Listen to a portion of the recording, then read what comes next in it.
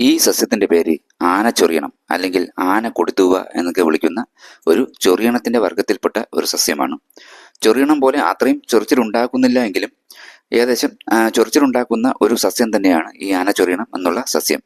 തണ്ടുകൾക്ക് violet നിറമാണ് ഈ സസ്യത്തിന് ഉള്ളത്. തണ്ടിലും ഇലയിലും നിറയെ രോമങ്ങൾ നിറഞ്ഞൊരു സസ്യമാണ് ആനച്ചൊറിയണം. ഇലയും തണ്ടും ചേരുന്നയിടത്ത് നിന്നാണ് പൂക്കൾ ഉണ്ടാകുന്നത്. പൂക്കൾ ഒരു കൂട്ടം പോലെ ഒരു നാമ്പിൽ, ചെറിയ നാമ്പിൽ ഉണ്ടാകും. പെൺപൂക്കളും ആൺപൂക്കളും വെവ്വേറെ സസ്യങ്ങളിലാണ് ഉണ്ടായി വരാറുള്ളത്.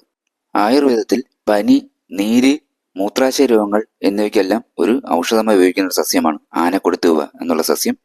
ഇതിന്റെ തളിരിലകൾ ഭക്ഷ്യയോഗ്യമാണ്. നമ്മുടെ ഇലക്കറിയായി കഴിക്കാൻ കഴിയുന്ന ഒരു ഇലയാണ് ഈ ആന ചൊറിയണത്തിന്റെ തളിരിലകൾ. ഇതിന്റെ മൂപ്പത്തിയ ഇലയിലും തണ്ടിലും ചെറിയ രീതിയിൽ വിഷം അടങ്ങിയിട്ടുള്ള ഒരു സസ്യമാണ് ഈ ആനച്ചൊറിയണം. നാട്ടുവൈദ്യങ്ങളിൽ പനിക്ക് ഇതിന്റെ വേര് കഷായമായി ഉപയോഗിച്ചിട്ടുണ്ടായിരുന്നു. കൂടാതെ ശരീരത്തിലുണ്ടാകുന്ന നീര്, മുഴ എന്നിവയ്ക്കൊക്കെ ഇതിന്റെ ഇലയും വേരും അരച്ച് ഇടുന്നതും ഈ നാട്ടുവൈദ്യങ്ങളിൽ ഉപയോഗിച്ചിട്ടുള്ള ഒരു ഔഷധമാണ്.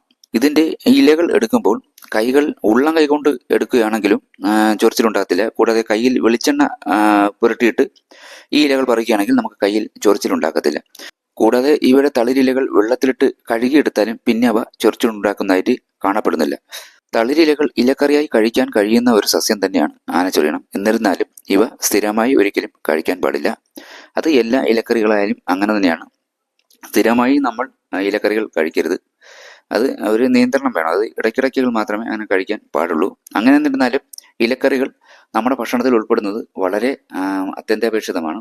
നമ്മുടെ ശരീരത്തിലെ ദഹന പ്രക്രിയ, ശോധന എന്നിവയ്ക്ക് വളരെ സുഗമമായി നടക്കുന്നതിന് ഇലക്കറികൾ ഒരു പ്രധാന ഘടകമാണ്. കൂടാതെ പലവിധ വൈറ്റമിനുകളും ഈ ഇലക്കറികളിൽ നിന്നും നമ്മുടെ ശരീരത്തിന് ലഭിക്കുന്നു. അപ്പോൾ അതുകൊണ്ട് നമ്മൾ ഇലക്കറികൾ ഭക്ഷണത്തിൽ ഉൾപ്പെടുത്തേണ്ടത് അത്യാവശ്യമാണ്. അപ്പോൾ ഇതാണ് ആനച്ചൊറിയണം ആനക്കൊടിത്തൂവ എന്നുള്ള സസ്യം. അപ്പോൾ വീണ്ടും പുതിയ സസ്യങ്ങളുടെയും വൃക്ഷങ്ങളുമായി വരാം. Okay, by.